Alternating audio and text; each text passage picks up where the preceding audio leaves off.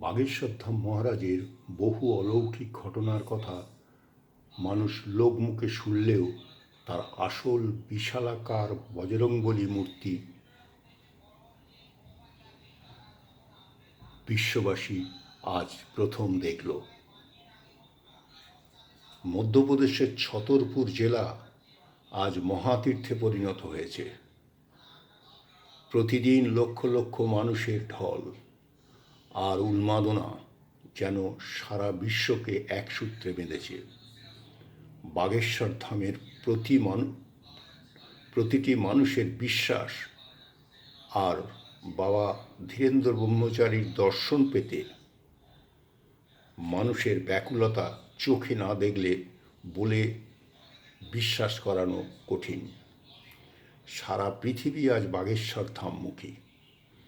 মাত্র ২৬ বছরের এক যুবকের জাদুকরী আকর্ষণ শক্তি সারা বিশ্বের সমস্ত ধর্মের মানুষকে যেন এক সূত্রে বেঁধেছে।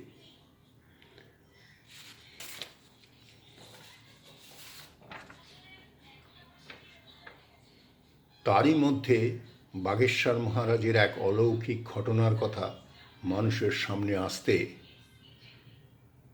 মানুষ যেন আরও উদ্বেলিত হয়ে বাঁধ ভাঙা স্রোতের মতো তাঁর দর্শনমুখী। একবার তার দর্শন করতে মানুষ আজ পাগল।